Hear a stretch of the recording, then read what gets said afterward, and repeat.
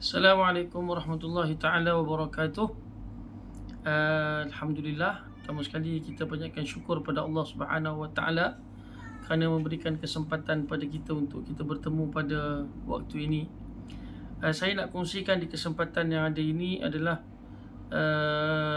tafsir daripada surah Az-Zumar ayat yang ke-9 ya, yang berbunyi amman huwa qanitun ana al-laili sajidan wa qa'iman yahdharul akhirata wa yarju rahmata rabbih. Okey, Allah Ta'ala menyatakan secara terjemahan harfiah dia, apakah orang yang dia taat dan beribadat di waktu malam dalam keadaan bersujud dan berdiri, ia takut akan akhirat dan dia mengharapkan akan rahmat Tuhannya. Okey, sampai situ dulu kita bacakan ayat ni. Baik. Tafsiran ayat ni kata Imam Ibn Kathir rahimahullahu taala, yaqulu azza wa jalla amman hadhihi sifatuhu kaman asyraka billahi wa ja'ala lahu andada la yastawuna 'inda Allah. Allah Ta'ala telah menyatakan dalam ayat ini surah Az-Zumar ayat yang ke-9, adakah sama orang yang sifatnya syirik dengan Allah dan juga menjadikan Allah itu ada sekutu-sekutunya? Jawapannya apa? La yastawun indallah, mereka itu tidak sama di sisi Allah Subhanahu wa taala dengan orang-orang yang beriman, yang melakukan sujud, beribadat, takut akan akhirat dan sebagainya lah. Itu seumpama ayat daripada surah Ali Imran ayat yang ke-113. Allah Ta'ala menyatakan laisu sawa'a min ahlil kitabi ummatun qa'imatun yatluna ayatillahi ana al-laili wa hum yasjudun. Kata Allah Subhanahu wa taala dalam surah Ali Imran ayat yang ke-113, mereka itu tidak sama. Daripada kalangan ahli kitab ada orang yang ataupun umat golongan manusia yang mereka itu berdiri membaca ayat-ayat Allah pada waktu malam sedang mereka bersujud kepada Allah Azza wa Jalla. Tak sama keadaan dengan orang yang mereka itu tidak takut kepada Allah, tidak berdiri solat, tidak khusyuk, mereka tidak bersujud kepada Allah. Sudah pasti dua kumpulan itu tidak sama. Baik, berdasarkan kepada ayat surah Ali Imran 113 dengan ayat yang ke-9 surah Az-Zumar ini ada persamaannya. Apa itu persamaannya? Persamaannya pada sudut perbandingan. Allah Ta'ala membuat perbandingan. Orang yang melakukan maksiat dengan orang yang taat, samakah mereka tu? Jawapannya pasti tak samalah. Tapi Allah Ta'ala tak bagi jawapan tu. Allah Ta'ala buat dalam bentuk pertanyaan. Baik, apa bunyi dia dalam surah Az-Zumar ayat yang ke-9 yang kita nak kongsikan tafsirnya ini? Kata Allah Subhanahu wa taala, amman huwa qanitun ana al-laili sajidan wa qa'iman yahdharul akhirata wa yarju rahmata rabbih. Kalau kita nak terjemahkan dengan maksud-maksud yang tersembunyi, ataupun ada perkataan-perkataan yang tersembunyi dekat situ dengan fahaman grammar kita ataupun ilmu nahwu yang kita ada, maka kita dapati cara menterjemahkannya ialah adakah ataupun kita sebut atau adakah orang yang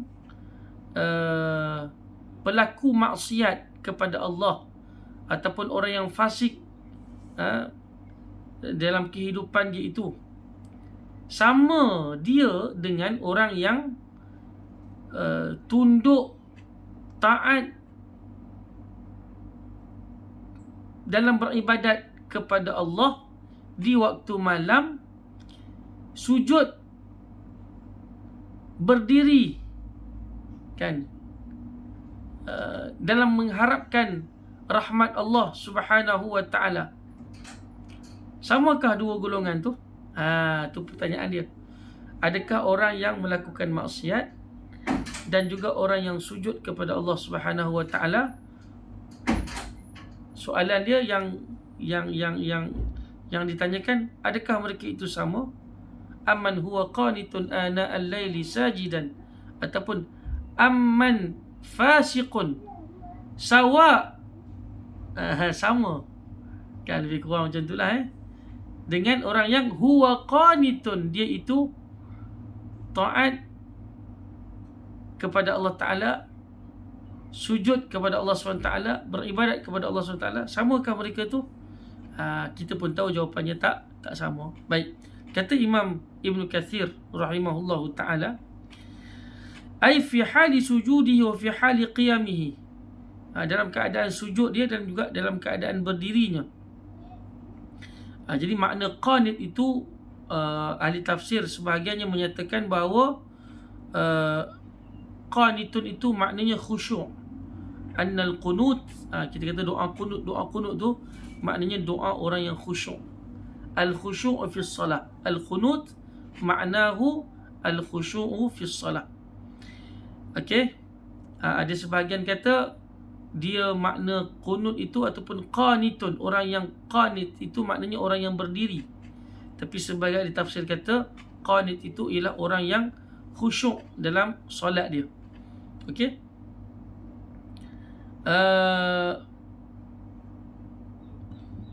Kata Ibnu Mas'ud radhiyallahu ta'ala anhu, al-qanit yakni al-muti'u lillahi azza wa jalla wa li rasulihi sallallahu alaihi wasallam. Al-qanit, orang yang qunut, orang yang diterjemahkan dalam bahasa kita orang yang taat. Itu maknanya al-muti'u lillah, orang yang mentaati Allah dan juga orang yang mentaati Rasulullah sallallahu alaihi wasallam. Jadi kalau kita sebut doa qunut, maknanya doa orang yang khusyuk, orang yang taat kepada Allah dan juga taat kepada Rasulullah sallallahu alaihi wasallam. Okey, itu satu. Yang keduanya, dalam ayat yang kita baca ni, amman huwa qanitun ana al-laili, ada makna ana ataupun ada perkataan ana. Ana itu kata Imam Hasan al-Basri dan juga As-Suddi serta Ibn Zaid, mereka menyatakan makna ana al-lail bermakna jawful lail, pertengahan malam. Ana al-lail kalau kita terjemahkan secara lafziah dia pada waktu malam, ana al-lail. Tapi secara spesifiknya makna ana al-lail iaitu pada pertengahan malam. Wa qala Thawri an Mansur balaghana anna dhalika baina al-maghrib wal isya.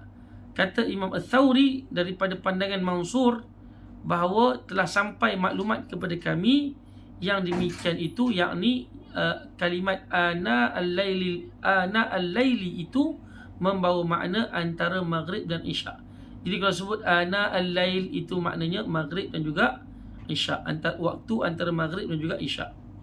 Wa qala al-Hasan wa Qatada ana al-lail awwaluhu wa awsatuhu wa akhiruhu. Kata Imam Hasan Basri dan juga Qatadah bahawa makna ana al-laili itu ialah boleh juga diertikan dengan awal malam, pertengahan malam dan juga penghujung malam. Baik. Wa qawluhu ta'ala yahdharu al-akhirata wa yarju rahmat rabbih. Dan firman Allah Subhanahu wa taala, kata Imam Ibn Kathir, tafsirnya ialah apa tafsir? Tafsir ayat yahdharu al-akhirah, takut kepada akhirat, wa yarju rahmat rabbih, dan mengharapkan rahmat Tuhannya. Itu kata Imam Ibn Kathir, ay fi hali ibadatihi khaifun rajin wa la budda fil ibadati min hadha wa hadha wa an yakuna al-khawfu fi muddatil hayati huwa al-ghalibu. Kata Imam Ibn Kathir, makna yahdharul akhirah, takut kepada akhirat, wa yarju rahmat rabbi, dan mengharapkan akan rahmat Tuhannya. Itu maksudnya fi hali ibadatihi, pada ketika ibadatnya dia mesti takut dan juga mesti ada sifat rajin, pengharapan. Dan benda ini mesti dalam ibadat, kata Imam Ibn Kathir, dua sifat ni mesti. Pertama, sifat takut kepada Allah. Yang kedua, sifat mengharapkan akan Allah Subhanahu wa ta'ala. Itu mesti ada. Sebab itulah Tuhan sebut. Kalau tidak, takkan Allah Ta'ala nak sebut kan? Dikarenakan ataupun disebabkan dua benda ni mesti ada dalam ibadat, maka Allah Ta'ala menyebutkan kedua-duanya dalam dalam ayat ini, iaitu yahdharul akhirah, takut akhirat, wa yarju rahmat rabbih, dan mengharapkan akan rahmat Tuhannya. Fa idza kana 'inda al-ihtidari falyakun ar-raja' huwa al-ghalib alaih. Maka apabila adalah dia ketika mana sedang ihtidar, maknanya dalam keadaan ihtidar ni orang yang sedang sakratul maut, sakratul maut, maka hendaklah, kata dia, orang yang dalam keadaan sakratul maut itu hendaklah dia memiliki sifat pengharapan lebih banyak daripada sifat ketakutan. Jadi waktu orang tu sedang sakratul maut, kita nanti ni ketika mana kita sedang sakratul maut, kita mesti banyakkan sifat ataupun perasaan pengharapan berbanding perasaan ketakutan. Perasaan takut tu disedikitkan, perasaan mengharap itu mesti diperbanyakkan. Kama qala al-imam Abd bin Humayd fi musnadi, haddatsana Yahya ibn Abd al-Hamid, haddatsana Ja'far ibn Sulaiman, haddatsana Thabit an Anas radhiyallahu anhu qala dakhala Rasulullah sallallahu alaihi wasallam ala rajulin wa huwa fil maut faqala lahu kaifa tajiduka faqala lahu arju wa akhaf faqala Rasulullah sallallahu alaihi wasallam la yajtami'ani fi qalbi 'abdin fi mithli hadha al-mawtin illa a'tahu Allah azza wa jalla alladhi yarju wa ammanahu alladhi yakhafuhu. Rawahu at-Tirmidzi wan Nasa'i fi al-yawmi wal laylah wa Ibn Majah fi hadith Siyar ibn Hatim an Ja'far an ibn Sulaiman bihi qala at-Tirmidzi gharib wa qad rawahu ba'dhum an Thabit an Anas an Nabi sallallahu alaihi wasallam mursala. Baik, daripada satu hadis daripada Anas bin Malik, panjang sebab Imam Ibn Katsir tabiatnya dalam tafsir beliau ni, beliau menyebutkan jalur sanad itu panjang. Tapi secara ringkasnya yang meriwayatkan hadis ini adalah Anas bin Malik radhiyallahu anhu. Kata Anas, satu ketika Nabi SAW menziarahi orang yang dalam keadaan sakit. Sakit tu nak membawa kepada kematian. Maksudnya sakit tu sakit teruk lah. Bukan makna kita tahu kita nak mati bila kan. Kadang-kadang orang sakit teruk tapi tak mati. Tapi ada kadang-kadang orang tu sakit teruk dan dia terus meninggal dunia. Jadi maknanya Nabi menziarahi seorang yang ihtidar, maknanya orang yang sakit teruk lah, yang diibaratkan dia dah nak mati lah. Maka kata Nabi SAW kepada orang itu, Nabi bertanya kepada dia, kaifa tajiduka, bagaimana engkau rasa sekarang ni? Kamu rasa macam mana sekarang ni? Apa perasaan kau? Maka orang itu menjawab, arju wa akhaf, aku mengharap dan juga aku takut. Dia mengharap kepada Allah dan dia takut juga kepada Allah SWT tak ampunkan dosa dia. Faqala Rasulullah sallallahu alaihi wasallam, maka Nabi sallallahu alaihi wasallam pun bersabda, la yajtami'ani fi qalbi 'abdin fi mithli hadzal mawtin, tidak berkumpul dua perkara dalam hati seorang hambanya ketika waktu ini, seperti ini, melainkan Allah Subhanahu wa taala akan memberikan kepadanya itu apa yang dia harapkan, dan Allah Ta'ala akan mengamankan dia daripada apa yang dia takutkan itu. Yang maknanya ketika mana kita dalam keadaan ihtidar, keadaan sakaratul maut, maka waktu itu ataupun kita dah nak mati ni tuan-tuan, kita kena rasakan dalam hati kita ni ada dua perasaan. Pertama ar-raja, yang kedua al-khauf. Raja maksudnya kita mengharapkan pengampunan Allah Ta'ala, rahmat Allah Ta'ala. Yang keduanya kita takut akan azab Allah Subhanahu wa Ta'ala. Maka dengan itu Allah Ta'ala akan memberikan kepada kita apa yang kita harapkan, dan juga akan menjauhkan kita, mengamankan kita daripada perkara yang kita takutkan itu. Jadi moga-moga ayat ini akan menjadikan satu pengajaran buat kita. Lalu kalau kita sambung ayat ini secara penuh, qul hal yastawi alladhina ya'lamun wal ladhina la ya'lamun, katakanlah oleh engkau Muhammad, adakah sama orang yang mengetahui dengan orang yang tidak mengetahui? Itu Allah Ta'ala bertanya dalam keadaan bukan mahukan jawapan, tapi bertanya hanya untuk memberikan ataupun mengingatkan kita bahawa orang yang mengetahui, orang yang ada ilmu dengan orang yang tak ada ilmu tu sudah pasti tidak sama. Okey tuan-tuan. Jadi ayat yang kita kongsikan tadi tentang pertanyaan yang Allah Subhanahu Wa Taala tidak memerlukan kepada jawapan, tapi untuk menarik perhatian kita. Wallahu Subhanahu Wa Taala alam. Yang baik itu daripada Allah Taala, terkasar bahasa, mohon maaf. Assalamualaikum warahmatullahi wabarakatuh.